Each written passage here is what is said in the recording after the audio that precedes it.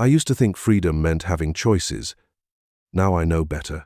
Real freedom is knowing which choices will trap you forever, and I learned that lesson 8,000 miles too late, in a country that felt like paradise until it became my cage. They say you can't put a price on peace of mind, but I did. I traded mine for a woman's smile and a signature on papers I couldn't read. The worst part? I'm still here, 3 years later, watching the same sunset through bars I built myself.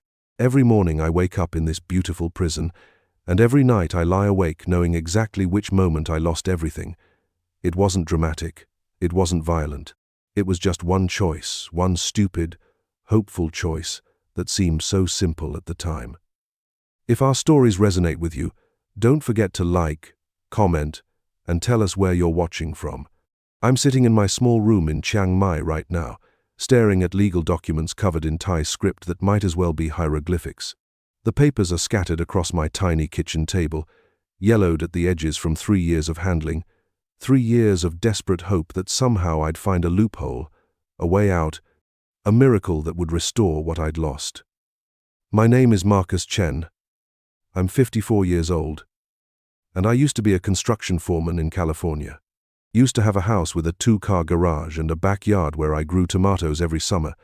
Used to have a pension that would have let me retire at 62 with dignity. Used to have a 401k that represented 30 years of careful saving, of putting away 10% of every paycheck, even when money was tight. Now I have these papers and the growing realization that I've become exactly what I swore I'd never be, another foolish farang who gave everything to a woman who saw him coming from a mile away. The irony isn't lost on me. I spent 30 years building other people's dreams, laying foundations that would last generations, framing houses that families would call home for decades. I knew how to read blueprints like other people read novels, how to spot weak materials from across a construction site, how to build something that would stand up to earthquakes and time and whatever else life threw at it. But when it came to building my own future, I couldn't see the cracks in the foundation until the whole thing came crashing down around me. The property deed in front of me is beautiful. I'll give it that. Embossed with official government seals and signatures in flowing Thai script, printed on heavy paper that feels important in your hands. But it's also my death warrant, the document that sealed my fate and locked me into this situation I can never escape. My signature is right there in black ink, confident and bold. The signature of a man who thought he was making the smartest decision of his life. 3 years ago, I was a different man entirely. Bitter, yes, because the divorce had been brutal and expensive and had left me questioning everything I thought I knew about love and commitment. But I was still hopeful underneath all that bitterness, still believing that somewhere out there was a second chance with my name on it. My ex-wife Linda had taken half of everything in the divorce settlement, which was her legal right but still felt like a knife in the gut after 30 years of marriage. The other half went to lawyers who charged $400 an hour to argue about who got the good china and whether I deserved to keep my fishing boat. 30 years of marriage, gone in 6 months of paperwork and court appearances. 30 years of building equity in a house that we'd bought when we were young and optimistic and thought we'd grow old together on that front porch. 30 years of saving for retirement, of putting money into accounts we'd planned to live off when we were too old to work, when we'd travel and visit grandchildren and maybe buy a little cabin in the mountains. All of it reduced to a stack of legal papers and a cashier's check that wouldn't even cover a decent apartment in San Diego for more than a few months. I was 51 years old, alone for the first time since I was 21, and looking at another decade or more of swinging hammers and supervising crews before I could even think about slowing down. My body was already telling me it was tired of the physical demands of construction work. My knees ached when I got out of bed in the morning, my back seized up if I bent wrong, and I needed reading glasses to see the fine print on blueprints. That's when I discovered the YouTube videos that would change my life forever. It started innocently enough, the way these things always do. Late nights when I couldn't sleep in my cramped studio apartment, scrolling through my phone and finding these channels about American expats living in Thailand. Men who'd made the leap, who'd cashed out their American lives and started over in Southeast Asia. Paradise for pennies, they called it, and they had the videos to prove it. I watched for hours, sometimes until dawn, mesmerized by these guys who seemed to have cracked the code on how to live well on very little money. American men my age, some older, some younger, all talking about how they'd found happiness and purpose in Thailand. Beautiful weather year-round, no need for expensive heating bills or winter clothes. Food that cost less than a McDonald's meal back home but tasted like it came from a five-star restaurant. Apartments with pools and gyms that rented for less than I was paying for my studio in a sketchy part of town. And the women. God. The women in these videos were something else entirely. Young, beautiful, smiling, hanging on these ordinary American guys like they were movie stars. Thai women who seemed genuinely happy to be with Western men, who appreciated them for qualities that American women had stopped valuing years ago. These weren't supermodels or bar girls or professionals looking for sugar daddies. They were regular women teachers, nurses, office workers who preferred dating Western men because we were supposedly more loyal, more family-oriented, more willing to commit to long-term relationships.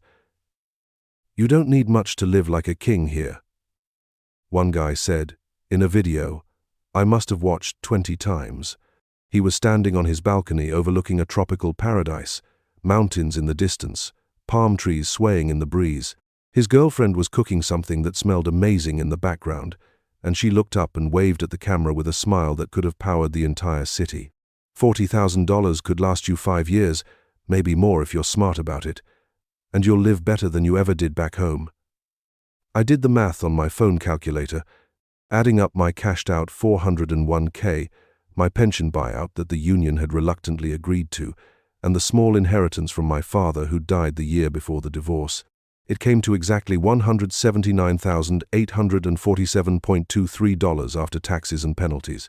Not enough to retire comfortably in California, where a decent one-bedroom apartment cost $2,000 a month and a trip to the grocery store could easily run $100.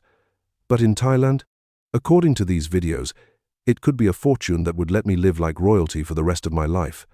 I spent 3 months researching every detail, watching every video I could find, reading every forum post and blog article about expat life in Thailand. I learned about visa requirements and tax implications and the best places to live. I memorized exchange rates and cost of living comparisons and the names of hospitals that catered to Western patients. I studied maps of Bangkok and Chiang Mai and Pattaya, trying to decide which city would be the best fit for a middle-aged American starting over. Chiang Mai kept coming up in my research as the perfect destination for retirees and expats. Cheaper than Bangkok, but still modern enough for Western sensibilities, with reliable internet and Western restaurants, and a large community of other foreigners who'd made the same decision I was considering. The mountains surrounding the city reminded me of home, and the temples and culture seemed authentic, but not overwhelming. It felt like a place where I could blend in, where I could build a new life without standing out as just another sex tourist or digital nomad. The decision to liquidate everything wasn't easy, but it felt inevitable once I'd seen what was possible. I cashed out my $401k and took the early withdrawal penalty, which hurt but seemed like a reasonable price to pay for freedom. I convinced the union to let me buy out my pension at a reduced rate, arguing that I needed the money for medical expenses. I sold my truck, which had been paid off for years and was worth more than I'd expected. I sold my tools, decades worth of carefully chosen hammers and saws and levels that had been extensions of my hands. Everything I'd accumulated over 30 years of working went into that cashier's check. My buddy Jake thought I was having a complete mental breakdown and tried to stage what amounted to an intervention. "You're gonna regret this, Marcus," he said, helping me load the last of my belongings into a storage unit I'd rented by the month. "You don't just throw away 30 years of your life and move to some third-world country because you saw it on YouTube. What happens when you get sick? What happens when you run out of money? What happens when you realize you can't come home?" But I wasn't listening to his warnings. I was already gone mentally. Already living in my head on a beach somewhere, drinking cheap beer and watching the sunset with a woman who wouldn't nag me about leaving dishes in the sink or working too many hours overtime. I was dreaming of a life where my money actually mattered, where I wasn't just another aging construction worker counting down the days until his body gave out completely and he had to figure out how to survive on Social Security. I was dreaming of freedom, real freedom, the kind that comes when you realize you can reinvent yourself completely in a place where nobody knows your history or your failures or your limitations. I was dreaming of being young again, or at least feeling young again, in a country where 50-something American men were considered catches rather than leftovers. The flight to Bangkok was the longest 13 hours of my life, and not just because of the physical discomfort of being crammed into an economy seat that seemed designed for someone half my size. I sat there with $180,000 in traveler's checks in my carry-on bag, everything I owned in the world either in that bag or in the 2 battered suitcases I'd checked at the counter. No return ticket, no safety net, no plan beyond finding an apartment and figuring out how to make my money last until I could establish some kind of routine. The guy sitting next to me was reading a guidebook about Thai culture, highlighting passages about respect and patience and the importance of not losing face in social situations. I should have been doing the same thing, should have been studying the language or the customs or the unwritten rules that govern interactions between foreigners and locals. But I was too excited, too nervous, too focused on the adventure that was waiting for me on the other side of that long flight. Bangkok hit me like a physical force when I stepped off the plane. The heat was unlike anything I'd experienced in California, thick and humid and heavy with the smell of incense and cooking food, and millions of people living their lives in close proximity. The noise was overwhelming: car horns and motorcycle engines and vendors shouting in a language that sounded like music to my untrained ears. The colors were more vivid than anything I'd seen outside of movies, bright oranges and deep reds and gold that seemed to catch and reflect light from every surface. The taxi driver who picked me up at the airport spoke broken English but made up for it with enthusiasm, pointing out temples and markets and landmarks, while chattering about the city like a tour guide who genuinely loved his job. I nodded and smiled and tried to take it all in. But I was overwhelmed by the sensory overload of this alien world I'd chosen to call home. Everything was different: the architecture, the signs, the people, the very air itself. I felt like an astronaut who'd landed on a planet that was almost but not quite like Earth. I spent my first week in a hotel near Khao San Road, the famous backpacker district that I'd read about in guidebooks. It was exactly what I'd expected, and nothing like what I'd prepared for pure chaos disguised as organized fun. Street food vendors set up on every corner, selling things I couldn't identify but that smelled absolutely incredible. Tuk-tuks weaved through traffic that seemed to follow rules I couldn't understand. Young travelers from all over the world stumbled around getting drunk and loud and having adventures they'd remember for the rest of their lives. I wasn't young anymore, wasn't looking for that kind of adventure, but there was something energizing about being around all that life and possibility and optimism. I ate meals that cost less than a cup of coffee back home but tasted like they'd been prepared by master chefs. I bought clothes from street vendors for a few dollars that would have cost me 50 times that in any American mall. I started to believe that maybe Jake was wrong. Maybe I wasn't having a breakdown. Maybe I was having the breakthrough I'd been searching for without even knowing it. After a week of playing tourist and getting my bearings, I took an overnight bus to Chiang Mai. The journey was long and uncomfortable, but it gave me time to think about what I was really doing, what I was really hoping to find in this new life I was creating. The bus was full of locals going about their daily business, and I was struck by how normal it all seemed. These weren't exotic people living exotic lives.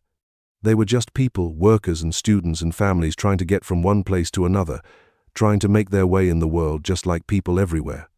Chiang Mai was everything the videos had promised and more.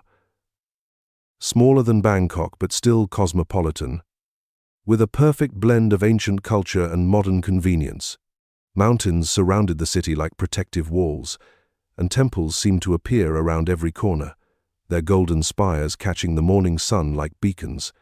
The expat community was visible but not overwhelming: Western faces in coffee shops and restaurants, English voices mixing with Thai in the markets, a sense that foreigners were welcome but not necessary. I found a serviced apartment in the Niman area, a modern building with a pool and a gym and reliable air conditioning. The monthly rent was about $400, which would have been maybe 1 week in a comparable place back home. The apartment was small but clean and modern, with a kitchen I could actually use and a balcony that looked out over the city toward the mountains. For the first time since leaving California, I started to feel like I might actually be able to make this work. The first month was like falling in love with life all over again. I explored temples that had been standing for centuries, marveling at the intricate carvings and the peaceful atmosphere that seemed to permeate these sacred spaces. I learned to navigate the street food scene, pointing at dishes I couldn't pronounce and discovering flavors I'd never experienced. I made friends with other expats at the Sunday market, guys who'd made the same leap I was making, who were generous with advice and warnings and invitations to join their social circles. There was Tom, a retired high school teacher from Oregon, who'd been in Thailand for 5 years and seemed to know everyone in the expat community. He introduced me to the best restaurants and the most reliable visa agents, and the doctors who spoke English. There was Pete, a former software engineer from Australia who'd burned out on the corporate world and decided to live on his savings while figuring out what he really wanted to do with his life. There was Ray, a divorced guy from Texas who'd met his Thai wife through a dating website and seemed genuinely happy in a way that made me believe this whole adventure might actually work out. They all had stories about why they'd left their home countries, all had reasons for choosing Thailand over other possible destinations, and all seemed to have found what they were looking for. They warned me about common scams and cultural misunderstandings and the importance of keeping some money in reserve for emergencies. But they also painted a picture of a life that was simpler and cheaper, and somehow more authentic than what any of us had left behind. But it was the attention from local women that really made me believe I'd found some kind of paradise. Not just their beauty, though they were undeniably beautiful, but the genuine interest they seemed to show in Western men. Walking through the night market, I'd catch smiles and little waves from vendors who seemed happy to see a foreign face. In restaurants, servers would practice their English with me, asking about America and laughing at my clumsy attempts to speak Thai. After 30 years of marriage to a woman who barely looked up from her phone when I walked into a room, this kind of attention was intoxicating. I'd forgotten what it felt like to be noticed, to be appreciated, to be seen as interesting rather than just familiar. These women treated me like I had stories worth hearing, like my opinions mattered, like my presence was a gift rather than an obligation. It was probably just good customer service and cultural politeness, but it felt like something more, something I'd been missing without even realizing it. That's how I met Sirada, and that meeting changed everything that came after. I was eating alone at a Western-themed restaurant called Buffalo Bill's, trying to work up the courage to order something more adventurous than a cheeseburger and French fries, when she approached my table with a smile that seemed to light up the entire restaurant. She was small, maybe 5'2", with long black hair that she wore in a simple ponytail and dark eyes that seemed to take in everything at once. She wore the restaurant's uniform, a red checkered shirt and denim shorts, that reminded me of old Western movies, but she carried herself with a confidence and grace that made her seem older and more sophisticated than her 24 years.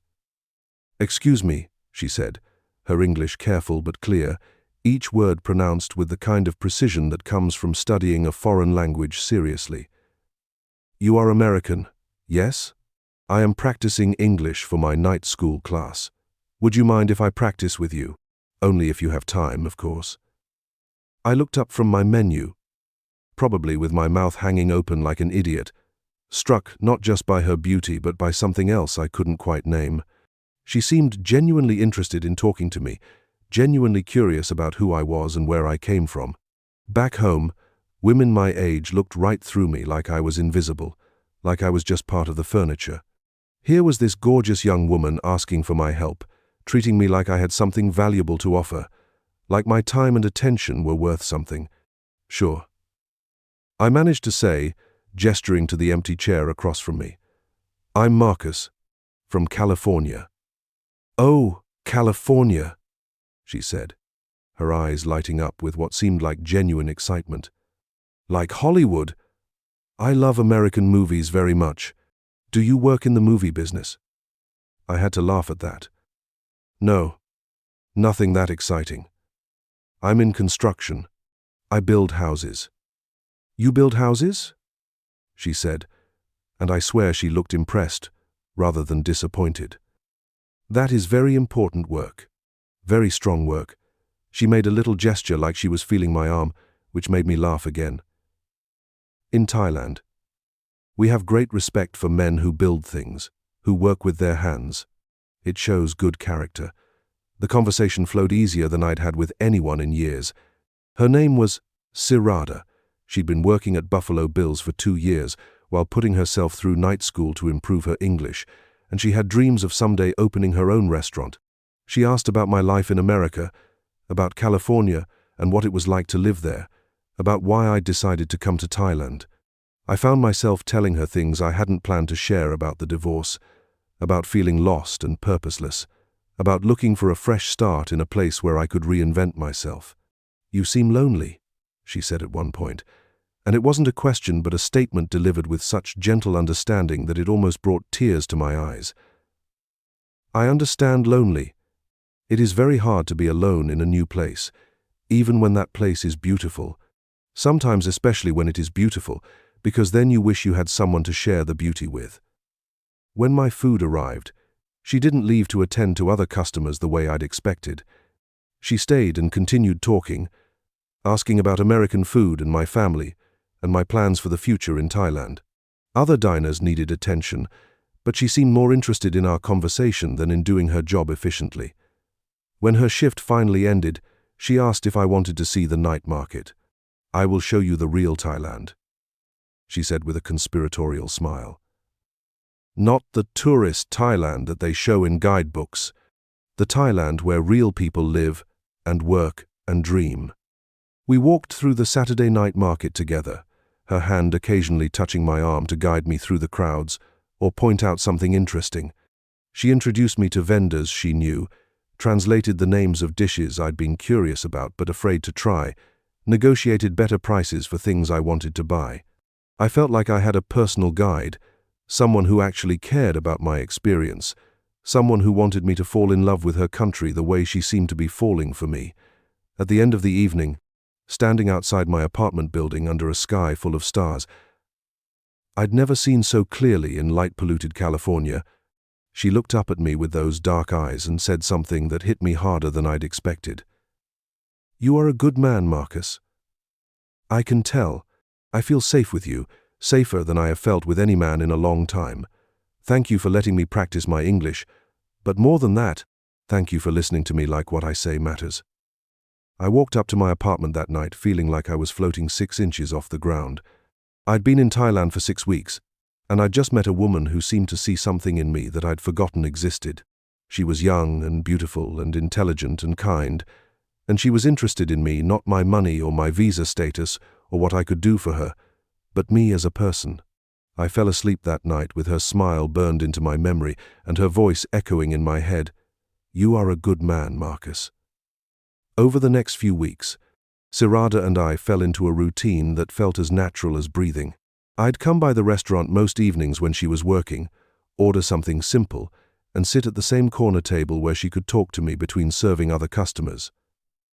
When her shift ended, we'd explore the city together, ancient temples where monks still lived and prayed, bustling markets where vendors sold everything from hand-carved furniture to exotic fruits I'd never heard of, quiet coffee shops where she'd practice her English, and I'd practice the Thai phrases she was patiently teaching me.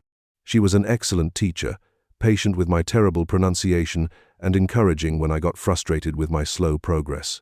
When I finally managed to order a meal in Thai without embarrassing myself too badly, she clapped her hands like I'd just won an Olympic medal. When I stumbled through my first conversation with a taxi driver entirely in Thai, she beamed with pride, like I was her own personal success story. She told me about her family parents who lived in a small village about an hour outside Chiang Mai, younger siblings she was helping to support through her job at the restaurant, dreams of someday saving enough money to open her own place, where she could serve the traditional northern Thai food her grandmother had taught her to make. I told her about my life in California, about the construction business and the satisfaction of building something permanent and useful, about the divorce that had left me feeling like a failure at the one thing I'd thought I was good at. "In Thailand, we have a saying," she told me one evening as we sat by the river watching the sun set over the mountains. "My Penrai, it means no problem, but it is more than that. It means don't worry about things you cannot change. You cannot change your past, Marcus. You can only work to make your future better." It was exactly what I needed to hear from exactly the person I needed to hear it from. Here was this wise, beautiful woman telling me that my past didn't define me, that I could start over, that I deserved happiness regardless of my previous failures. I was falling in love, not just with her, but with the possibility of becoming the man she seemed to think I already was. The physical relationship developed slowly and naturally. without pressure or expectation on either side. A little hand-holding as we walked through the market. A gentle kiss goodnight outside my apartment building. Eventually, nights spent together in my small apartment, talking until dawn about our dreams and fears and the strange paths that had brought us together. She was gentle and patient and tender in ways that Linda had never been, treating me like I was precious rather than just convenient. Linda and I had stopped being physical long before the divorce papers were filed, our relationship reduced to logistics and scheduling and arguments about money. We'd shared a bed but not intimacy, a house but not a home, a life but not love. With Sirada, I felt desired again, needed again, like I had something to offer beyond a steady paycheck and reliable presence. But even in those early days, when everything felt perfect and full of possibility, there were moments that should have been warning signs if I'd been thinking with my head instead of my heart. Little things that didn't quite add up, conversations that seemed to have hidden agendas, questions that felt more like fishing expeditions than genuine curiosity. She'd steer conversations toward money in ways that seemed casual but happened too often to be accidental. In America, houses must be very expensive, yes? You must have saved much money to afford a house in California. Or, Thai people always worry about security, about having enough money for family emergencies. American people must be very lucky to have so much wealth. She'd mention her family's problems in ways that weren't quite asking for help, but seemed to be testing my reaction. My little brother is very smart, but my family has no money for university. In Thailand, if you are poor, your children stay poor unless someone helps them. Or, my mother has been sick, but good medical care costs too much for people like us. Sometimes I worry about what will happen to her. I dismiss these moments as cultural differences. In Thailand, I told myself, family obligations were taken more seriously than they were in America. Financial security was a legitimate concern for a young woman from a rural village who was trying to support herself and help her family at the same time. She wasn't being a gold digger about it, she was just being practical, just being honest about the realities of her situation. At least that's what I convinced myself at the time. The first time she actually asked me for money, it was for her younger brother's school fees. $500, she said, and she'd pay me back as soon as she got her next paycheck from the restaurant. She cried when she asked, clearly embarrassed by the request, explaining that her father had been sick and unable to work in the rice fields, that the family was struggling to make ends meet without his income. "I am so sorry to ask you this," she said, tears streaming down her cheeks in what seemed like genuine shame and desperation. "I have never asked a boyfriend for money before, but I don't know what else to do. My family depends on me, and I cannot let my brother lose his chance at education because we are poor." I gave her the money without hesitation. $500 was nothing to me at that point, maybe 2 or 3 days of work back in California, but it was obviously everything to her family. She was so grateful, so relieved, that I felt like a hero. She threw her arms around me and kissed me like I'd just saved her entire family from disaster. Which maybe I had. "You have saved us," she whispered in my ear. "I will never forget this kindness. You are more than boyfriend to me now, you are family." But the requests kept coming after that, slowly at first but with increasing frequency. Her mother needed medication that wasn't covered by the government healthcare system. Her sister needed money for her upcoming wedding, which would be a disaster for the family's reputation if they couldn't afford proper celebrations. The family's motorcycle had broken down, and they couldn't afford repairs, which meant her father couldn't get to work even when he was feeling well enough. Each time, Sirada would approach me with tears in her eyes, clearly ashamed to be asking again, promising that this would be the last time, swearing that she'd find a way to pay me back even though we both knew her salary at the restaurant wasn't enough to cover these kinds of expenses. "I hate that I have to keep asking you for help," she'd say, her voice breaking with what seemed like genuine anguish. "But my family has no one else to turn to. You are the only person who can save us from these problems." Each time, I'd give her what she asked for, telling her not to worry about paying me back, that I was happy to help people I cared about. I was starting to feel like a provider again, like I had a purpose beyond just existing day to day, in my comfortable but meaningless routine.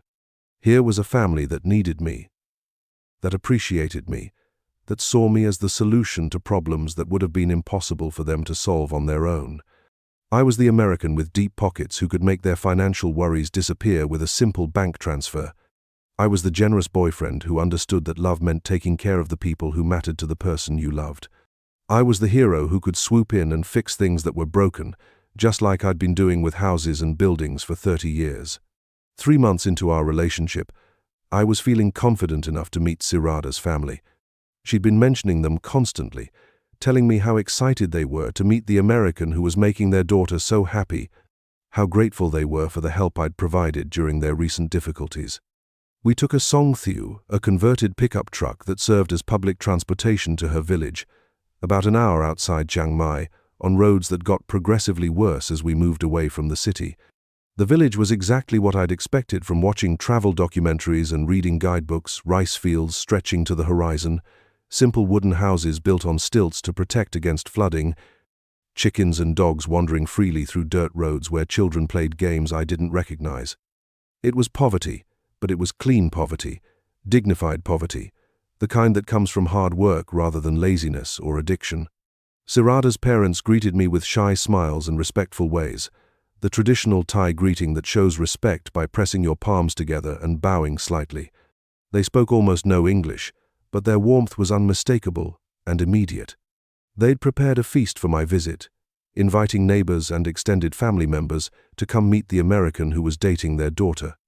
Tables had been set up in the yard under tarps to protect against the sun, and the amount of food they'd prepared seemed impossible given what I assumed were their limited resources. I was treated like visiting royalty. The men gathered around me, asking about America and my work and my impressions of Thailand, with Sirada translating questions and answers that became increasingly animated as the beer flowed. The women fussed over me constantly, making sure my plate was never empty and my beer was always cold, giggling when I attempted to compliment their cooking in my broken Thai. Children stared at me with wide-eyed curiosity. I was apparently the first American some of them had ever seen in person. I felt welcomed and accepted in a way I'd never experienced, even in my own family. These people barely knew me, but they were treating me like a son, like someone who belonged, like someone whose presence was a gift rather than an obligation. My own parents had been distant and critical, more concerned with appearances and status than with genuine connection. Linda's family had tolerated me at best, always making it clear that they thought their daughter could have done better than a blue-collar construction worker. But Sirada's family saw me differently. They saw me as a success, as someone who'd accomplished something meaningful with his life, as someone worthy of their daughter's love and their own respect. When they looked at me, they didn't see a divorced, middle-aged man running away from his failures. They saw an American with resources and education and opportunities, someone who could provide security and stability for their daughter and maybe help improve their own circumstances in the process. Sirada's father, a weathered man in his 50s whose hands showed the calluses and scars of decades of farm work, communicated with me through gestures and expressions when language failed. He showed me his rice fields with obvious pride, explaining through Sirada's translation how the flooding cycles worked and why this year's crop was particularly promising. He showed me his simple tools, a wooden plow that looked ancient, hand-forged sickles that had been sharpened so many times they were half their original size, and demonstrated techniques that had been passed down through generations. Through Sirada's translation, he told me about the challenges of farming in a world where weather patterns were becoming increasingly unpredictable, where fertilizer costs kept rising while rice prices stayed flat, where young people were leaving rural areas for cities and leaving their parents to work the land alone. But he also told me about the satisfaction of providing food for people, of continuing traditions that connected him to his ancestors, of working with his hands to create something useful and necessary. "My father says, 'You are a good man,'" Sirada translated as we watched the sunset over the rice fields. "He says he can see in your eyes that you understand hard work, that you respect what it means to build something with your hands. He is very happy that his daughter has found someone who will take care of her and treat her with kindness." The family's acceptance was overwhelming and intoxicating.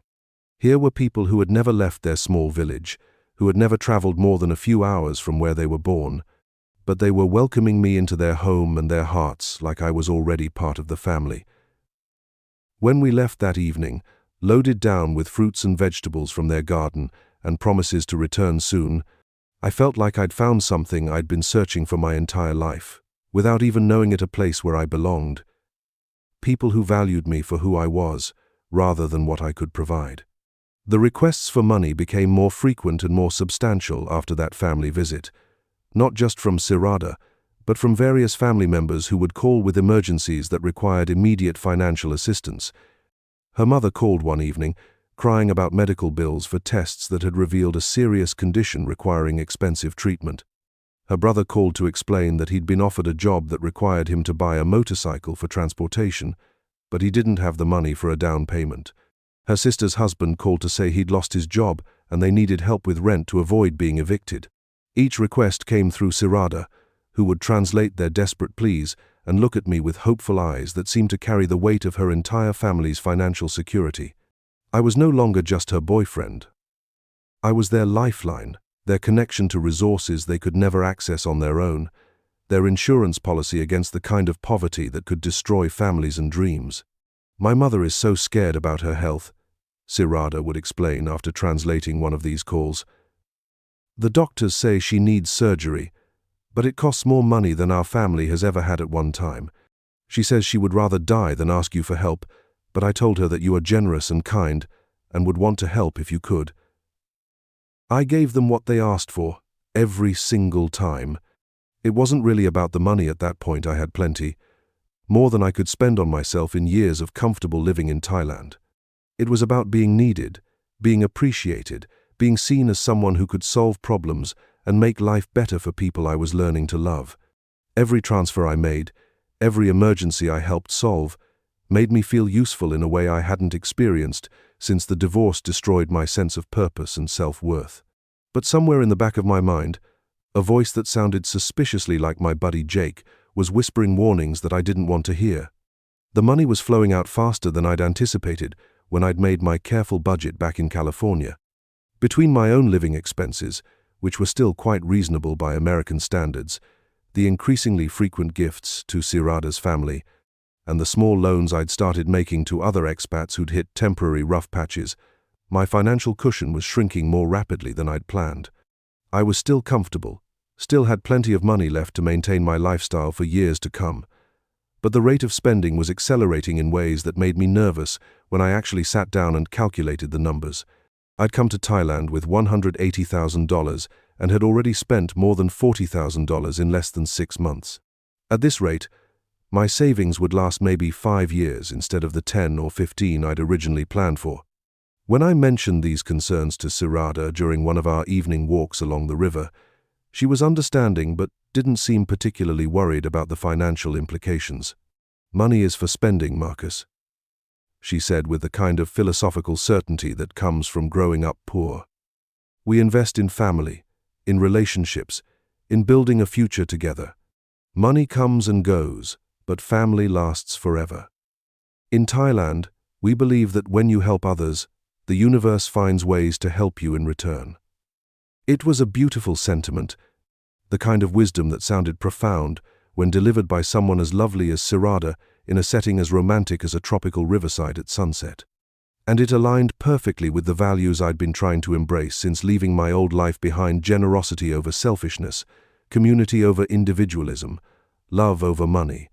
But it also made me nervous in ways I was having trouble articulating, even to myself. I'd spent my entire career being careful with money, saving for the future, building security against uncertainty and emergency. This new approach felt reckless and dangerous, even if it was philosophically appealing and emotionally satisfying. I was trading financial security for social acceptance, investing my retirement savings in relationships that felt real and meaningful but might not actually be what they seemed. 6 months into our relationship, with my savings account noticeably lighter but my heart fuller than it had been in years, I decided to propose to Sirada. Not with a diamond ring, which I'd learned from my research wasn't traditional in Thai culture, but with a beautiful gold necklace that had cost me more than I'd ever spent on jewelry, but seemed appropriate for the occasion. Gold was what Thai women valued. Gold was what showed serious intentions, Gold was what proved that a man was ready to make a real commitment. I'd planned the proposal carefully, choosing a spot by the river where we'd had so many meaningful conversations, timing it for sunset when the light would be perfect and romantic. I'd even practiced what I wanted to say in both English and Thai, though I knew my pronunciation was still terrible, and I'd probably have to fall back on English for the important parts. "Sirada," I said, taking her hands in mine as the sun painted the sky in shades of orange and pink that seemed almost too beautiful to be real. "I love you more than I've ever loved anyone. I want to spend the rest of my life with you, here in Thailand, building something beautiful together. Will you marry me?" She said yes, but not in the way I'd expected or hoped for.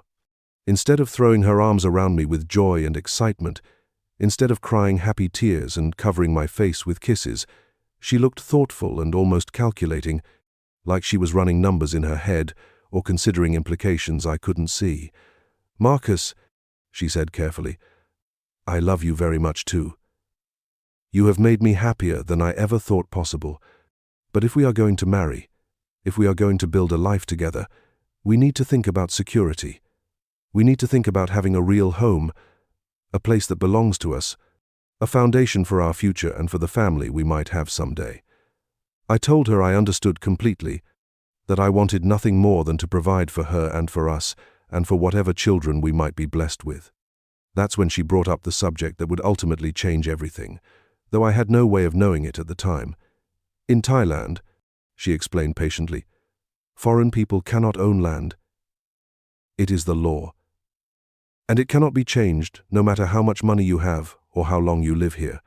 But Thai people can own land, and when we marry, I will be able to own land for our family. We should find beautiful property, build a house exactly the way we want it, make a real home together where we can grow old and be happy." The idea excited me more than I'd expected. I'd been living in rented apartments my entire adult life, first with Linda in places that never quite felt permanent, then alone in a series of temporary spaces that were comfortable but never truly mine. Owning property would give me roots in Thailand, would make me a legitimate resident rather than just a tourist with a long-term visa. It would be an investment in our relationship and our future, proof that I was committed to staying in Thailand and building a life with Sirada. "How much would something like that cost?" I asked, trying to sound casual while my mind raced through the possibilities. "For good land in a nice location, maybe 1 million baht, she said, watching my face carefully for reactions. "For land with a house that we could renovate and expand, maybe 2 million baht. It sounds like very much money, but in American dollars, it is not so expensive. And we would build equity, make investment in our future instead of paying rent that disappears forever." I did the math quickly in my head. 2 million baht was roughly $60,000 at current exchange rates, a significant chunk of my remaining savings, but also a fraction of what the same property would cost in California. It was more money than I'd ever spent on anything except my house back home, but it was also an investment rather than an expense, a way to stop throwing money away on rent and start building something permanent and valuable. The more I thought about it, the more sense it made from every angle. I'd be investing in property in a country where real estate values were rising steadily. I'd be creating a home base that would anchor me to Thailand and give me a sense of belonging I'd never experienced as a renter.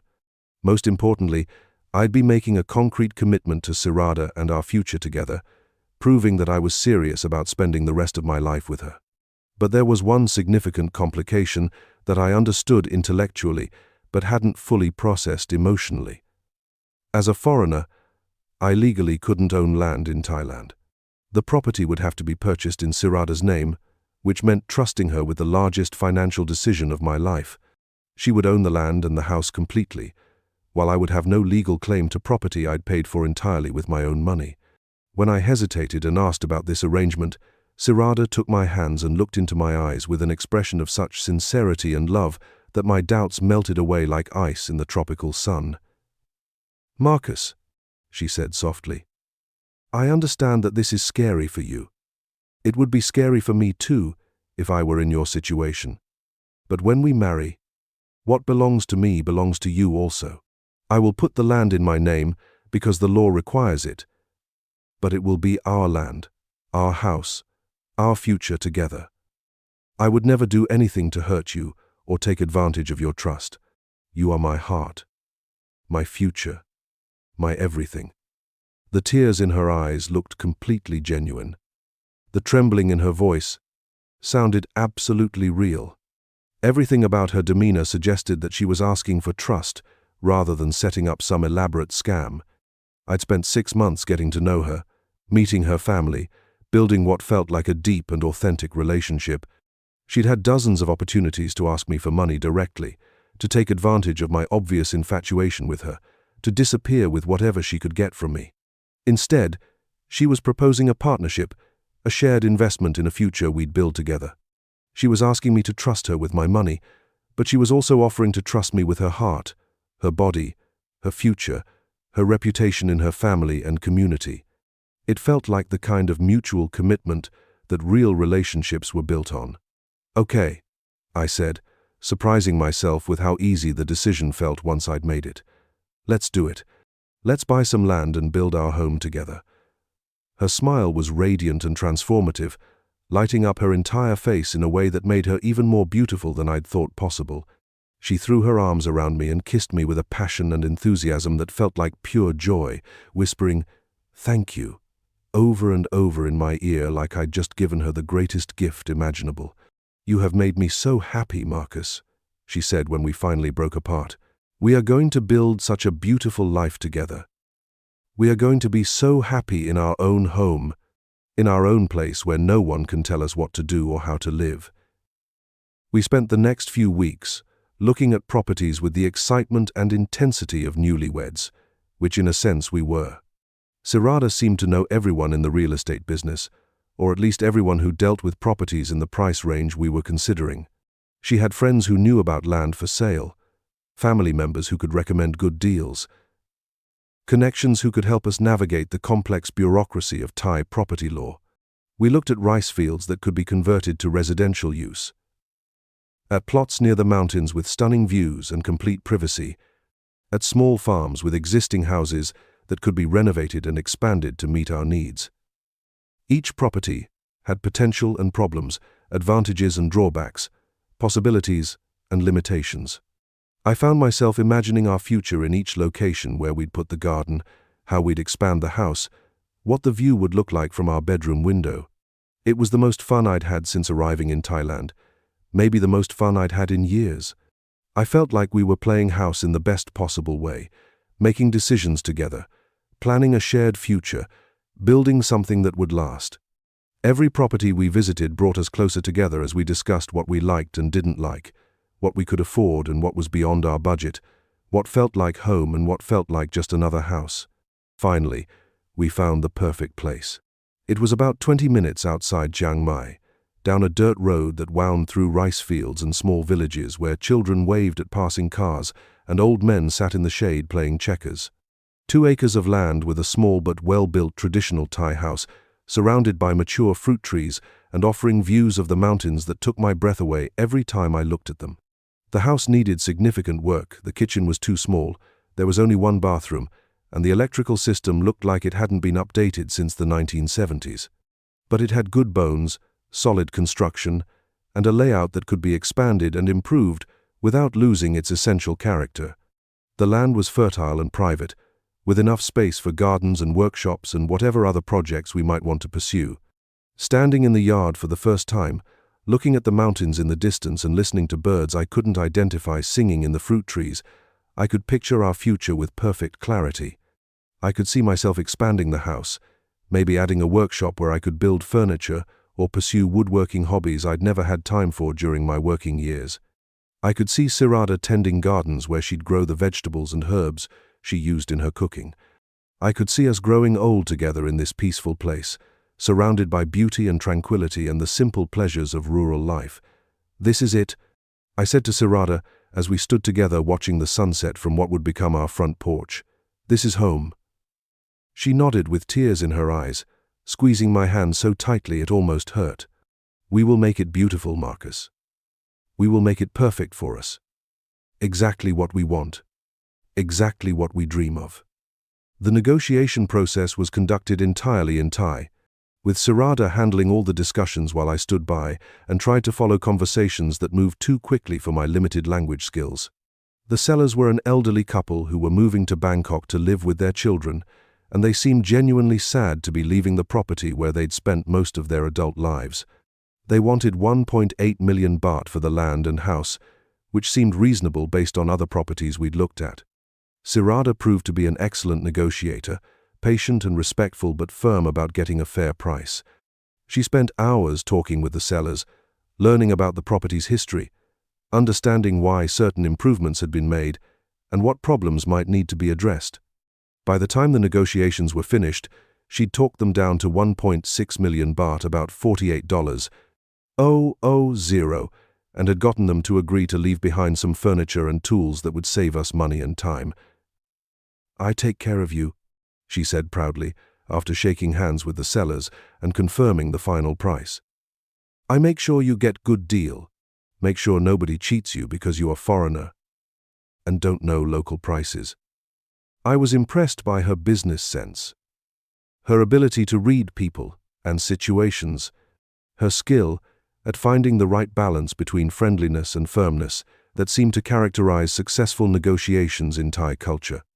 Having her handle the process made me feel protected and cared for, like I had a partner who would look out for my interests even when I couldn't look out for them myself. The legal process of buying property in Thailand turned out to be significantly more complicated than I'd anticipated, full of regulations and requirements and bureaucratic procedures that seemed designed to confuse and frustrate foreigners. When I suggested that we should hire our own lawyer to review the documents and explain the process, Sirada assured me that her cousin was a lawyer who could handle everything for us at no charge. "He is family," she explained. "He will make sure everything is done correctly, make sure all papers are legal and proper. Why should we pay stranger lawyer when we have family lawyer who cares about our success?" She would take care of all the paperwork, all the translations, all the bureaucratic details that were beyond my ability to understand or navigate. All I had to do was sign where she told me to sign and transfer the money when everything was ready. It seemed like a reasonable division of labor. She handled the local complexity, while I provided the financial resources that made the whole thing possible. "Trust me," she said when I expressed some nervousness about signing documents I couldn't read. "I know how to do this correctly. I will protect you and make sure everything is done according to law." I should have insisted on hiring my own lawyer, someone who worked for me rather than for Sirada's family. I should have demanded word-by-word translations of every document, even if it took days and cost hundreds of dollars in translation fees. I should have taken the time to understand exactly what I was signing, what rights I was giving up, what protections I did or didn't have under Thai law. But I was in love, deeply and completely in love, in a way I hadn't been since I was young and stupid and thought love could conquer any obstacle. I was trusting, not just in Sirada but in the whole process, in the idea that good intentions and honest communication could overcome legal complexity and cultural differences. And I was eager, desperately eager, to start this new phase of our life together, to stop being a renter and become an owner, to stop being a visitor and become a resident. When Sirada handed me papers to sign, I signed them without hesitation. When she explained what various documents meant, I believed her completely. When she assured me that everything was being done legally and properly, I took her word for it without question. I was completely dependent on her honesty, her competence, her love for me, and I never doubted any of those things for even a moment. The day we signed the final papers was one of the happiest days of my life, right up there with my original wedding day and the day I got my contractor's license back in California. We went to the land office in Chiang Mai, a grey concrete government building that smelled of cigarettes and photocopier toner and the kind of bureaucratic inertia that seems universal regardless of country or culture. The process took most of the day: forms to fill out in triplicate, documents to review and verify, fees to pay to various officials whose exact function in the process wasn't entirely clear to me. I sat in uncomfortable plastic chairs for hours, signing papers covered in Thai script that might as well have been ancient hieroglyphics, while Sirada handled all the translations and negotiations and explanations. "This paper confirms that you are providing money for purchase," she'd explain patiently. "This paper says that land will be registered in my name according to Thai law. This paper says that you understand and agree to all legal requirements for foreign people in Thailand. I signed everything she put in front of me because I had no choice and no alternative. I couldn't read Thai, couldn't understand the legal language, couldn't navigate the bureaucracy without her help and translation. I was completely dependent on her honesty and competence, trusting that she would protect my interests even when I couldn't protect them myself. When the process was finally completed and we walked out of the government building with a deed in Sirada's name and a receipt showing that I'd transferred $48,000 from my bank account to complete the purchase, she was practically glowing with excitement and pride. "We did it, Marcus," she said, throwing her arms around me right there in the parking lot, while other people smiled at this obvious display of young love. "We have our own home now. We have our own land, our own future, our own place in Thailand." I felt triumphant and accomplished, like I'd just completed the most important transaction of my life. I'd bought property in a foreign country, established permanent roots in Thailand, made a concrete commitment to my new life and my relationship with Sirada. The deed might have been in her name for legal reasons, but it was our property, our investment, our shared future made tangible and real. I was no longer just a tourist with a long-term visa or an expat living in rented accommodation. I was a property owner, a resident with a genuine stake in the country I'd chosen to call home. I had a place that belonged to me, or at least to us, a foundation on which we could build whatever kind of life we wanted to create together. The first few months after buying the property were absolutely blissful, like an extended honeymoon that seemed to get better every day. We spent weekends at the house, planning renovations and improvements, working in the garden, imagining our future in every room and corner of the property.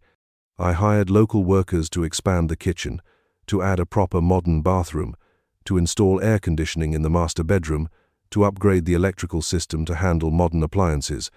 Sirada supervised all the work with the skill and attention to detail of a professional project manager, translating my ideas and specifications, making sure everything was done to my standards, negotiating with contractors to get the best prices and highest quality.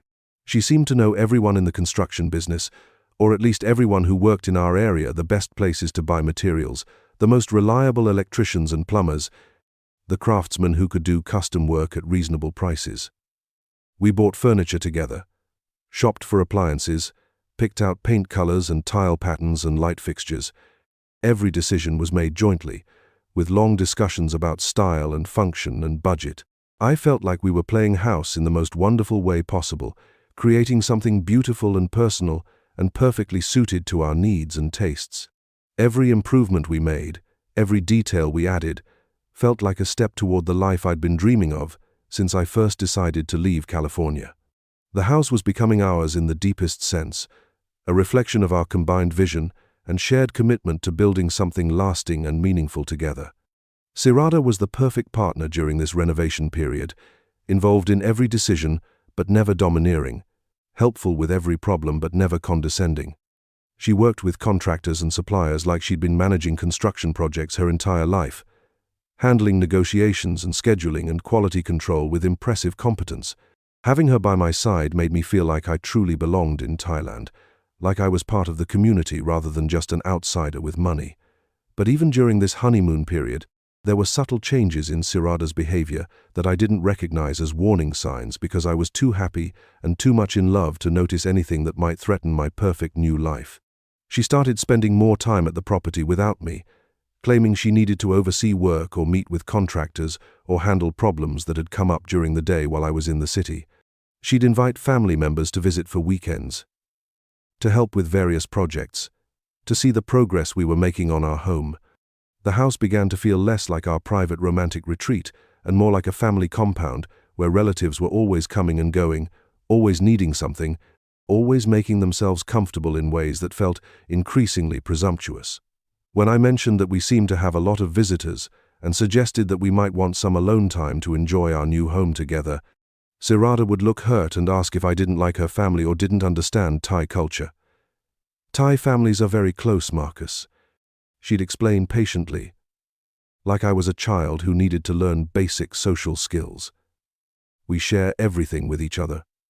Food, Money, homes, problems, celebrations. They are not visitors in our house. They are family. And this is their family home too now. I accepted this explanation as a cultural difference that I needed to adapt to rather than resist.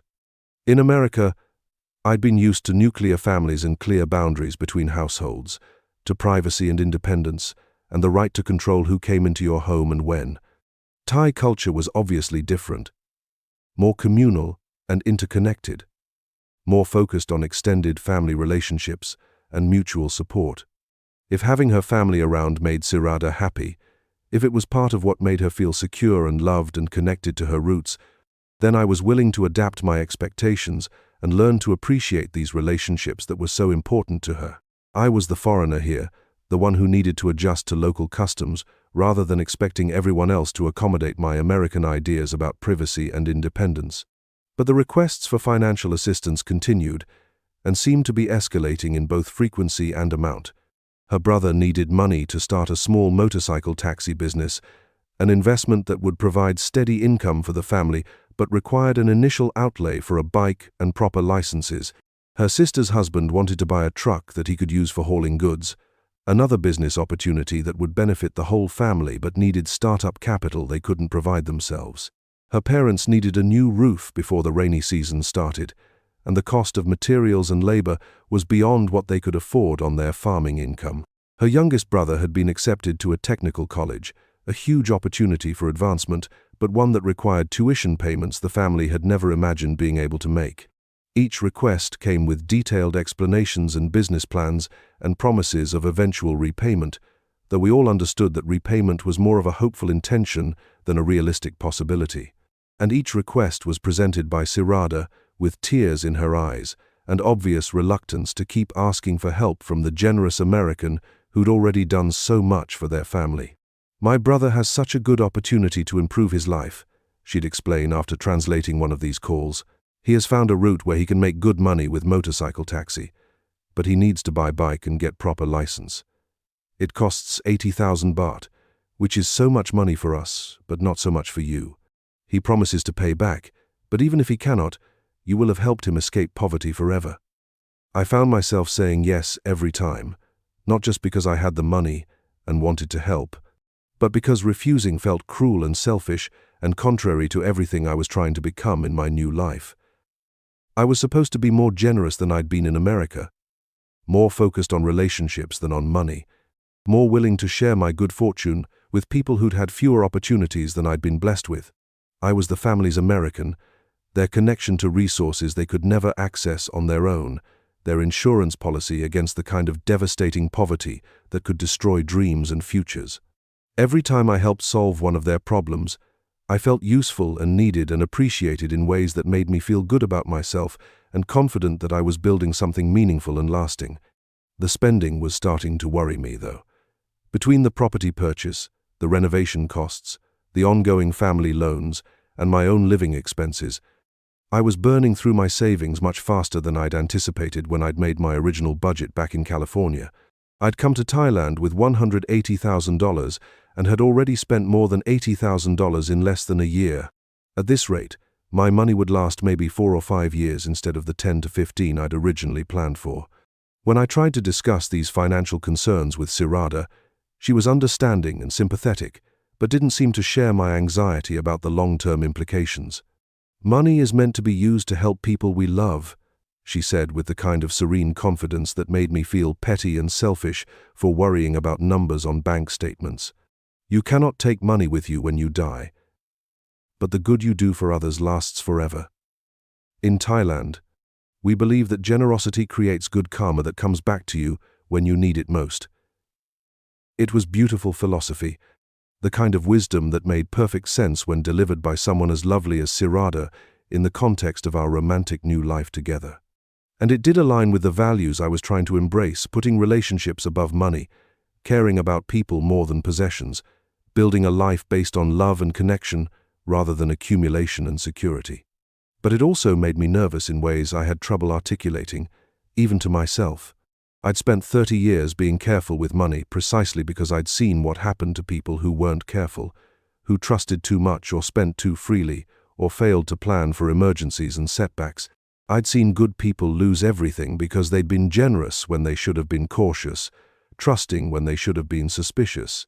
8 months after buying the property, I decided to have a serious conversation with Sirada about our financial situation and our long-term plans.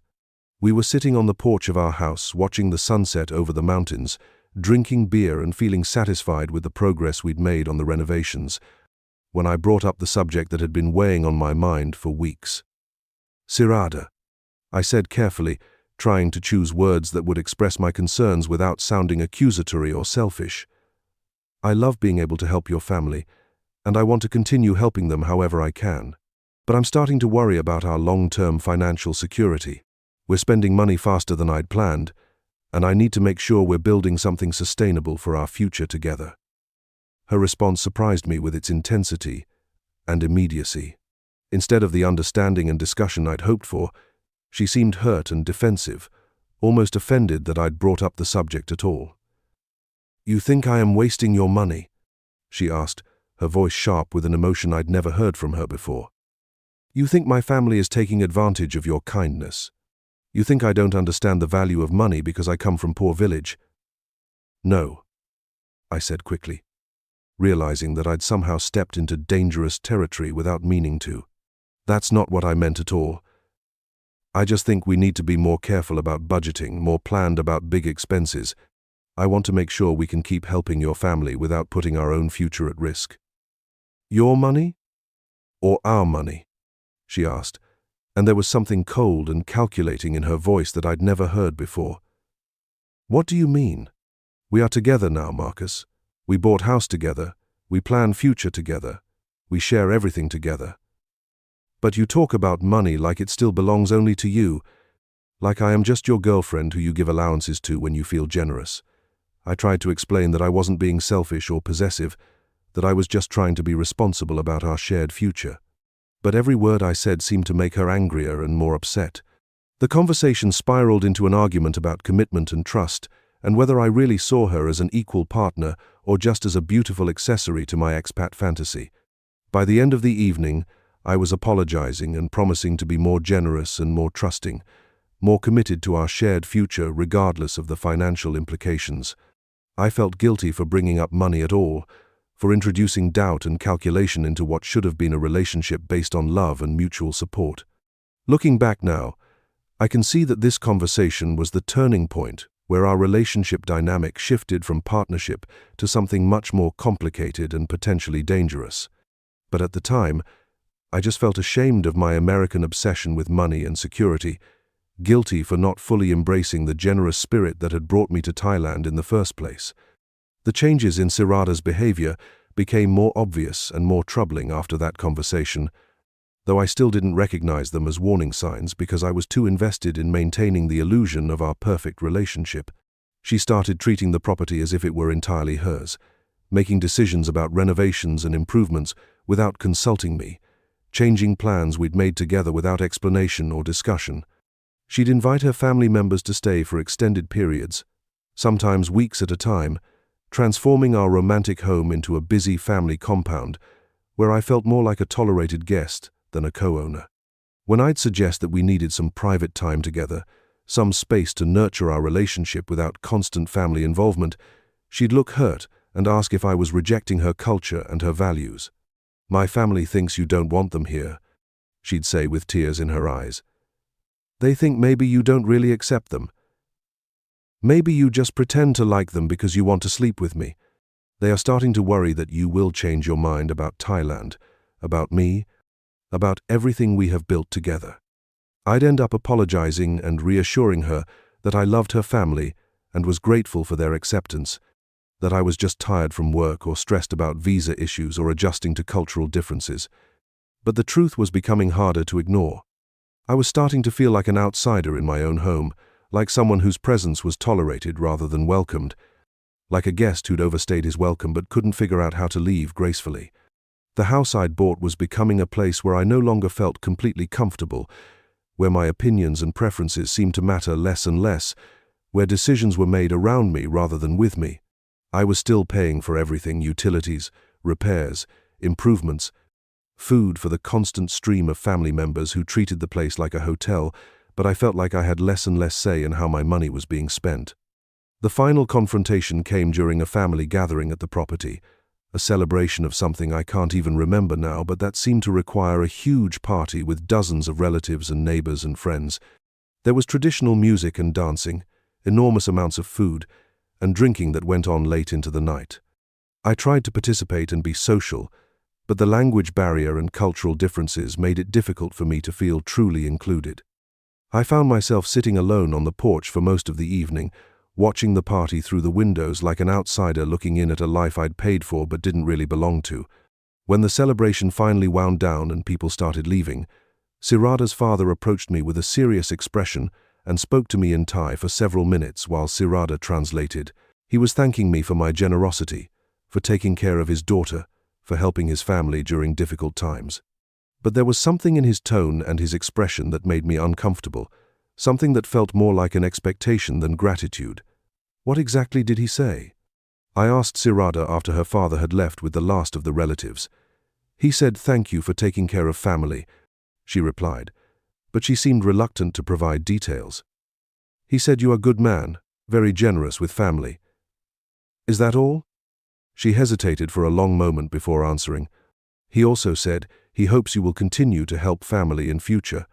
He said family relationships are very important in Thai culture, and when you join family, you accept responsibility to help when family needs help. I felt a chill run down my spine. This wasn't gratitude for past help. This was a statement of expectation for future support, a reminder that I'd accepted obligations I didn't fully understand when I'd started dating his daughter. I was no longer being appreciated for my voluntary generosity. I was being held accountable for my ongoing responsibilities as a family member. That night, lying in bed next to Sirada in the house I'd bought but increasingly didn't feel was mine, I tried to process what I was really feeling and what it meant for our future together. I'd come to Thailand looking for love and acceptance and a simpler life, and I'd found all of those things in ways that had exceeded my wildest dreams. But I'd also found obligations and expectations and pressures that I hadn't anticipated, a role as the family's financial provider that felt more like a job than a relationship. I was starting to suspect that my value to Sirada and her family was measured primarily in dollars rather than in the personal qualities I'd hoped they'd come to love and appreciate. A year after buying the property, I decided it was time to have the serious conversation I'd been avoiding, the one that would either clear the air and restore our partnership or reveal truths I wasn't sure I was ready to face. I wanted to understand where our relationship was really heading, what Sirada's actual expectations were, what I could realistically expect from our future together. I chose my words carefully, trying to be honest about my concerns without being accusatory or demanding. I told her that I felt like we were growing apart despite living together, that I was worried about the financial pressure and the family obligations, that I needed to understand what she really wanted from me and our relationship. "I love you," I said, taking her hands and looking into her eyes the way I had when I'd proposed. "I want to make this work. I want to build a life with you that makes us both happy. But I need to understand what that really means, what you expect from me, what I can expect from you." Her response was not what I'd hoped for or expected. Instead of reassurance or understanding, instead of a conversation about how we could work together to solve our problems, she became defensive and then angry in ways that revealed aspects of her personality I'd never seen before. "You think I am using you for money?" she demanded, her voice rising with genuine or calculated indignation. "You think everything I have told you about loving you is lie? You think I am some kind of prostitute who pretends to love you for what you can give me?" "No," I said desperately, trying to salvage a conversation that was spiraling out of control. "I just think we need to talk about boundaries, about how we handle money and family obligations, about what we both want from this relationship going forward." "I want security," she said with cold clarity that cut through all the romantic pretense we'd been maintaining. "I want family to be safe and happy. I want a husband who understands that when you love someone, you take care of them and everyone they love. Is that wrong? Is that too much to ask from a man who says he wants to marry me?" "No, but..." But you don't want same thing, she continued, and her voice was getting harder and more calculating with every word. You want Thai girlfriend who costs nothing and asks for nothing. You want beautiful young woman who makes you feel young again, but never reminds you that she has family and responsibilities and needs. You want fantasy, not real relationship. The conversation deteriorated rapidly from that point, spiraling into accusations and counter-accusations that revealed how differently we'd been interpreting our entire relationship. She accused me of being cheap and selfish, of not understanding Thai culture, of making promises about taking care of her family that I'd never intended to keep. I tried to explain that I wasn't being cheap or selfish, that I was just trying to be responsible about our long-term financial security, that I wanted to make sure we were building something sustainable rather than just spending money until it ran out. But every word I said seemed to make her angrier and more resentful. She talked about how I'd changed since we'd bought the house, how I'd become suspicious and controlling, how I questioned every expense and made her feel like she had to justify every request for help. I tried to argue that I'd become more careful, not more controlling, that I was trying to protect our future rather than restrict our present. Finally, she said something that stopped the argument cold and changed everything that came after. This is my house, Marcus. My land. If you are not happy here, if you don't want to take care of family like you promised, then you can leave. I stared at her, trying to process what she'd just said. This is my house. My land. Not our house, not our land. My house. The house I'd paid for, the land I'd bought, the property I'd invested $48,000 of my retirement savings in it was hers. Legally, officially, completely and irrevocably hers. What do you mean? I asked. Though I already knew the answer and was just hoping I'd misunderstood something fundamental. Land is in my name, she said with a kind of matter-of-fact certainty that comes from having all the power in a relationship. House is in my name. Everything is in my name because Thai law requires it. I own everything. You live here because I let you live here. The words hit me like a physical blow, like being punched in the stomach by someone I'd trusted completely. I'd known intellectually that the property was in her name, had understood that Thai law required foreign property purchases to be structured this way. But I'd never considered that she might use this legal reality as a weapon against me, as a way to end arguments and assert control over our relationship. I'd trusted that we were partners, that the property being in her name was just a technicality required by law, a legal formality that didn't change the reality of our shared investment and mutual commitment. I'd believed that love and trust and good intentions could overcome legal technicalities and cultural differences.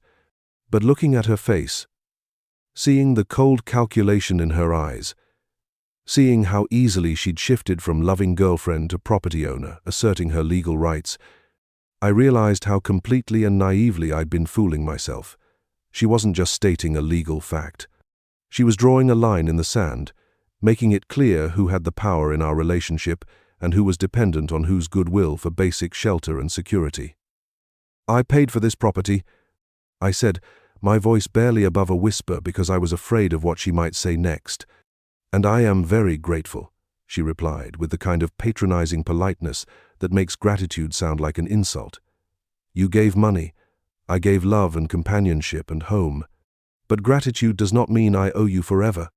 If you are not happy with our arrangement, if you cannot accept Thai culture and family obligations, then you are free to go back to America.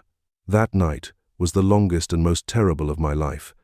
I lay in bed next to Sirada, listening to her breathing, trying to understand how I'd gotten myself into this situation and what my options were for getting out of it. I'd come to Thailand with $180,000 and dreams of starting over. Now I had maybe $60,000 left, no legal claim to property I'd bought with my own money, and a girlfriend who just reminded me that I was living in her house by her permission rather than by right. I started doing desperate math in my head, trying to figure out whether I could afford to cut my losses and go home to California. A flight back to the US would cost at least $1,200.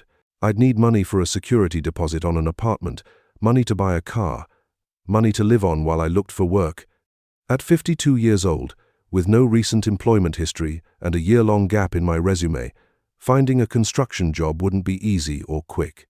I'd need at least $20,000 to get back on my feet in America, probably more given how much living costs had increased during my time away. That would leave me with maybe $40,000 to live on while I rebuilt my life from scratch. Not enough to maintain any kind of decent lifestyle while I figured out how to restart a career I'd walked away from. The worst part was that I couldn't afford to leave, but I also couldn't afford to stay on the current trajectory.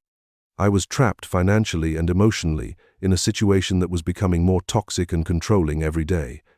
I'd invested so much money and emotional energy in this relationship and this new life that walking away felt impossible, but staying felt like accepting a kind of imprisonment I'd never imagined when I'd bought my ticket to paradise. Over the next few weeks, I started paying much closer attention to the dynamics of my relationship with Sirada and her family, trying to understand how I'd missed so many warning signs and whether there was any way to restore some balance to a situation that had become completely one-sided. I noticed how she'd invite family members to stay at the house without asking my opinion, how she'd make decisions about property improvements and changes without consulting me, how she'd treat me more like a tenant than a partner. When I tried to assert some control over decisions about the house I'd paid for, she'd remind me patiently but firmly that it was her property and her decision to make. When I'd suggest that we needed some private time together without constant family involvement, she'd act hurt and ask why I was rejecting her culture and her values.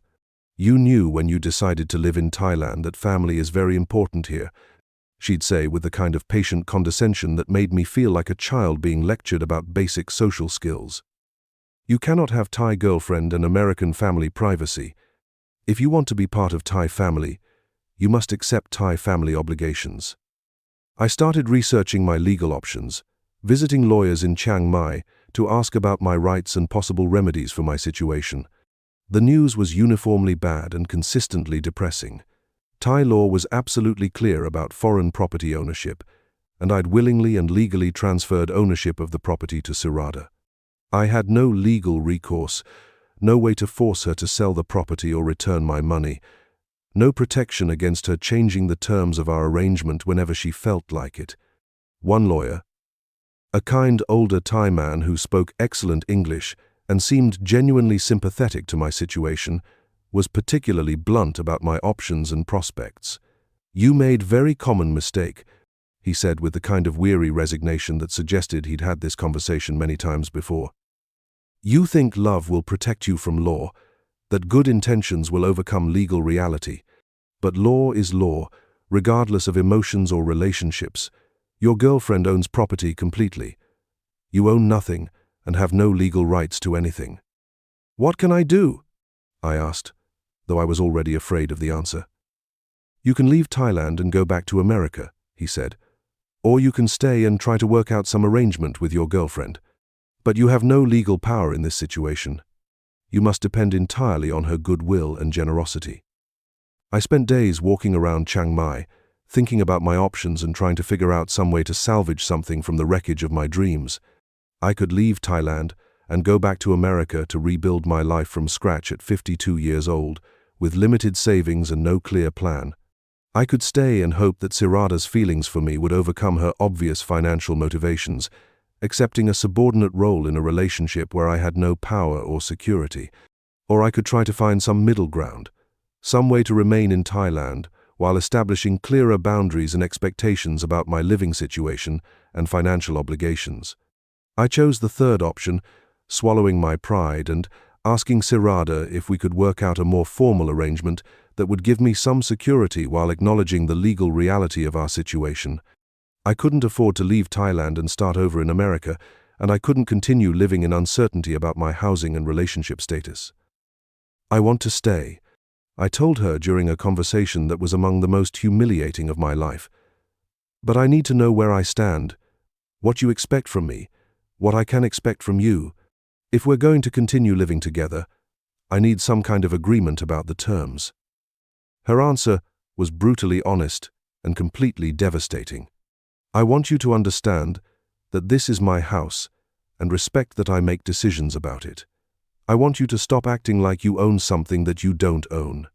I want you to contribute to household expenses and help with family obligations. But I want you to understand that you are guest here, not owner.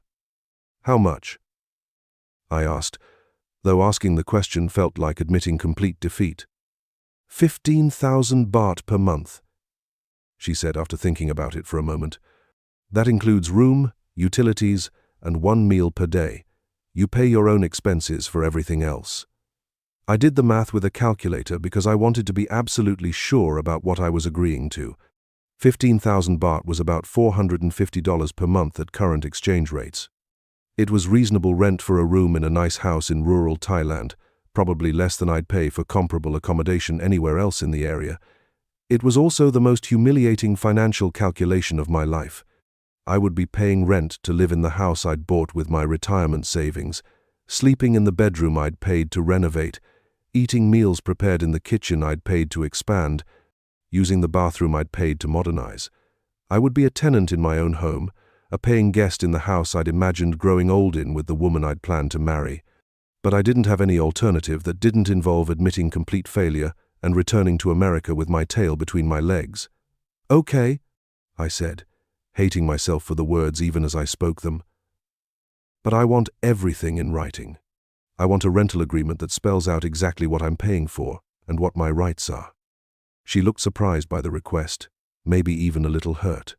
You don't trust me to keep my word? I trust you. I lied, because the truth would have made everything even more difficult. But I want everything clear so there are no misunderstandings or arguments later.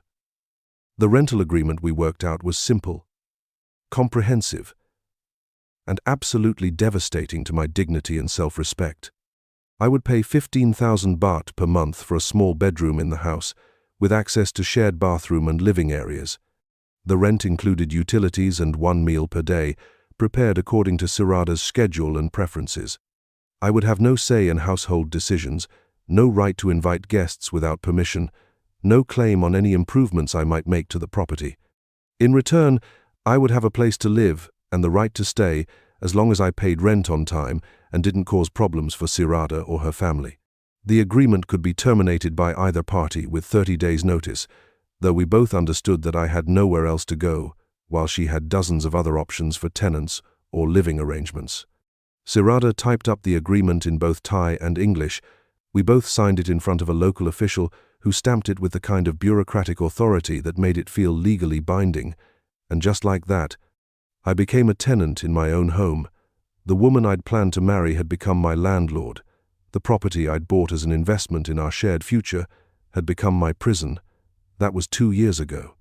I've been living under this arrangement ever since, paying rent to stay in the house I bought, maintaining a civil relationship with the woman who manipulated me into giving her everything I'd worked for during 30 years of construction work. It's not the life I dreamed of when I cashed out my 401k and flew to Thailand with visions of freedom and love and adventure. It's not the fresh start I was looking for when I liquidated everything I owned in California and bet it all on a new life in Southeast Asia. It's just survival, day by day, in a situation I can't escape and can't improve, making the best of choices I can't undo and consequences I have to live with for the rest of my life. My daily routine is simple, predictable, and profoundly depressing. I wake up at 6 a.m. in my small bedroom, the same room where Sirada and I used to sleep together when we were lovers instead of landlord and tenant. I shower in the bathroom I paid to renovate, brush my teeth at the sink I chose and installed, look at myself in the mirror I bought and hung on walls I painted. I eat breakfast in the kitchen I expanded, food prepared by Sirada or her mother according to schedules and menus I have no input on. Sometimes it's Thai food that I've learned to appreciate. Sometimes it's simple rice and vegetables. Sometimes it's leftovers from whatever the family ate the night before. I'm grateful for the meal because it's included in my rent, but eating it reminds me every morning of my status as a paying guest rather than a family member. I spend my days doing odd jobs for other expats in the Chiang Mai area, work that pays enough to cover my rent and personal expenses, but not enough to save money for any kind of escape or alternative. I help people with visa runs to the border, translate documents from Thai to English, fix things around their houses that they don't know how to repair themselves. It's not steady work and it's not well-paid work, but it's work that doesn't require a lot of startup capital or official permits. The expat community in Chiang Mai is smaller than you might think. And my story has become something of a cautionary tale that gets shared in bars and coffee shops as a warning to newcomers. I'm the guy who trusted too much, who ignored the red flags, who let loneliness and hope blind him to obvious manipulation. I'm the example other expats point to when they want to scare their friends away from making similar mistakes. Evenings are the worst part of every day. I sit on the porch of the house I paid for, watching the sunset over the land I bought, listening to Sirada's family laugh and talk and make plans in the living room I furnished with my own money. I'm not unwelcome exactly, but I'm not really included either. I'm the American who lives in the back room, the former boyfriend who pays rent to the family, the cautionary tale who serves as a reminder of what happens when you trust too much. Sirada and I maintain a cordial relationship that's probably healthier than what we had when we were pretending to be in love. We're polite to each other, sometimes even friendly. But the romance is completely gone, and we both know it will never come back. How could it? It's hard to feel romantic about someone who owns your home and controls your living situation, someone who can make you homeless with 30 days' notice. We're business partners now in the strangest transaction of my life. She provides housing and utilities and 1 meal per day. I provide monthly rent payments and occasional handyman services. We found a way to coexist that works for both of us, even if it's nothing like what either of us originally imagined when we started dating. Her family treats me with a complex mixture of gratitude, pity, and mild contempt that probably reflects their honest feelings about my situation. They're grateful for all the money I've given them over the years, for the property I bought that provides them with a place to gather and celebrate and support each other. They're grateful for the rent I pay that helps with household expenses and gives Sirada a steady income she doesn't have to work for. But they also pity me, this middle-aged American who made such poor choices, who trusted so completely, who ended up trapped in a situation entirely of his own making. And there's some contempt there too, the kind of disdain that people naturally feel for someone who's been so easily manipulated, who was so blind to obvious warning signs, who gave away his power so completely. I've made a few friends among the expat community, other men who've made similar mistakes and learned similar hard lessons about trust and culture and the dangers of mixing love with major financial decisions. We meet for beers sometimes at the same bars where newcomers come to hear our stories and learn from our failures. There's a sad brotherhood among us, united by shared stupidity and mutual warnings to anyone naive enough to think they can avoid our mistakes. There's Tom, the retired teacher who lost his entire pension to a bar girl in Pattaya, who convinced him to invest in a restaurant that never existed. There's Pete, the software engineer who put his savings into a tech startup with his Thai girlfriend that turned out to be an elaborate scam involving multiple victims. There's Ray, who thought he'd found true love until his wife's real husband showed up at their wedding ceremony with legal documents proving they'd never been divorced. We're a support group of sorts, sharing stories and strategies for surviving in a country that can be beautiful and welcoming and incredibly dangerous for naive foreigners with more money than sense. We try to help newcomers avoid our mistakes, but we also know that lonely, middle-aged men in love rarely listen to warnings from bitter expats who've lost everything. The thing is, Tom told me last week over warm Chang beer in a bar that caters to expats who can't afford the tourist prices. We all thought we were smarter than the guys who'd been scammed before us. We all thought we could see the red flags and avoid the obvious traps. The loneliness makes you stupid, Pete added with the kind of bitter wisdom that comes from hard experience. You want to believe so badly that someone genuinely cares about you, you ignore everything that doesn't fit that narrative. You see what you want to see instead of what's actually happening. And the cultural barrier makes it worse, Ray said, finishing his beer and signaling for another. You can't read the social cues. Can't tell what's genuine emotion and what's skilled performance. By the time you figure out the difference, it's too late to protect yourself. The worst part of my situation isn't the money I lost, or the property I can't reclaim, or even the humiliation of paying rent to live in my own house. The worst part is the complete loss of dignity, the daily reminder that I'm living as a charity case in accommodations I bought with my life savings. Every morning when I wake up, every night when I go to sleep, I'm confronted with evidence of my failure, my naivety, my complete lack of judgment about people and relationships. I've thought seriously about leaving Thailand, about cutting my losses and going back to America to rebuild my life from whatever pieces I can salvage. But the math never works out in a way that makes leaving seem possible or practical. I have maybe $35,000 left in savings, not enough to relocate internationally and establish a new life from scratch. I'd be homeless in America, or at best living in some cheap apartment in a dangerous neighborhood, working construction again at 54 with a body that's already showing the wear and tear of 30 years of physical labor. I'd have no health insurance, no pension, no prospects for the kind of retirement I'd been planning before I decided to throw everything away for a woman's smile. At least in Thailand, I have a roof over my head that I can afford, food on the table, and a climate that doesn't require expensive heating or air conditioning. I have friends who understand my situation and a community that accepts me despite my obvious failures. I have a routine that works, even if it's not the routine I'd planned or hoped for. So I stay. I pay my rent on time. I do my odd jobs around the expat community. I maintain my civil relationship with Sirada and her family. I watch the sunset from the porch of the house I'll never own, in the country I chose, but that doesn't really want me. I'm not living exactly, but I'm surviving, and some days that feels like enough. I've learned things about myself that I wish I didn't know, truths about my character and judgment that are hard to accept, but impossible to deny. I've learned that loneliness can make you stupid, that hope can blind you to obvious dangers, that trust is a luxury you can't afford when you're vulnerable and desperate for connection. I've learned that cultural differences can hide mercenary motives, that love can be a transaction disguised as emotion, that generosity can be a weakness that predators learn to exploit. I've learned that some people see kindness as opportunity rather than virtue, that being needed isn't the same as being loved, that providing for someone doesn't guarantee their loyalty or affection.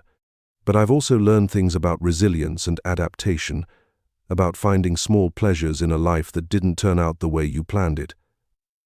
I've learned to speak passable Thai, to appreciate flavors and foods I'd never encountered in California, to find peace in Buddhist philosophy, even when I can't bring myself to believe in reincarnation or karma. I've learned that you can survive almost anything if you're willing to lower your expectations and redefine success in terms that fit your actual circumstances rather than your original dreams.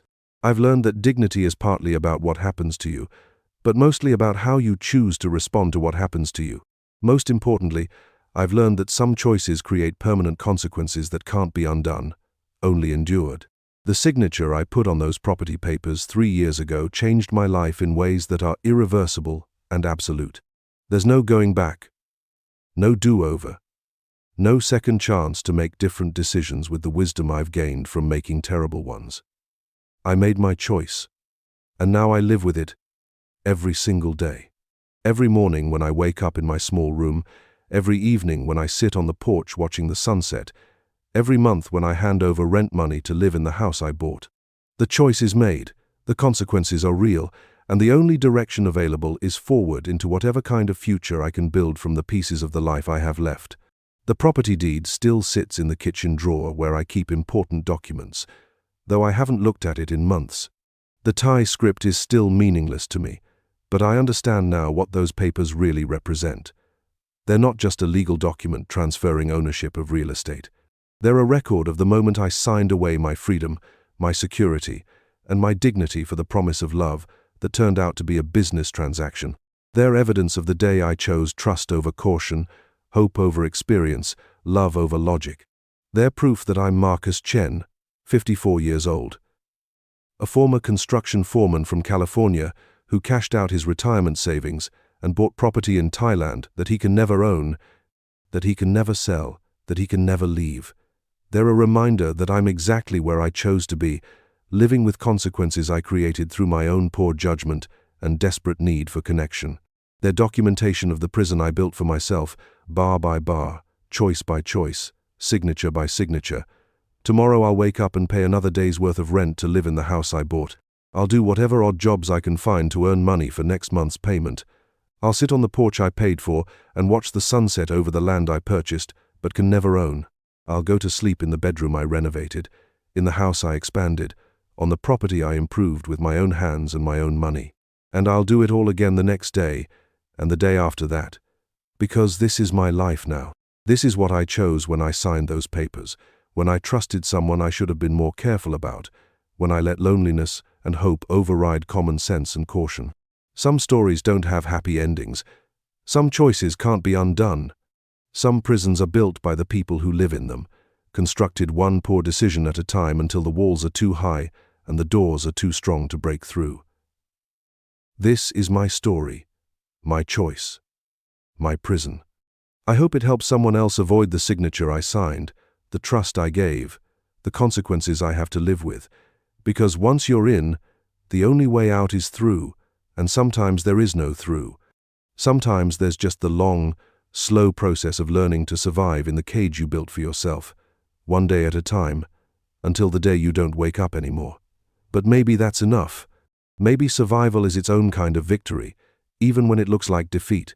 Maybe learning to find peace in an imperfect situation is its own kind of wisdom, even when it feels like giving up. Maybe accepting the consequences of your choices, however terrible they were, is its own kind of strength. I'm still here, still breathing, still finding reasons to get up each morning, even when those reasons are small and simple and nothing like the dreams I started with. And maybe that's all any of us can really ask for in the end, the chance to keep going, to keep trying, to keep finding meaning in whatever life we've managed to create, whether it's the life we planned or just the life we ended up with.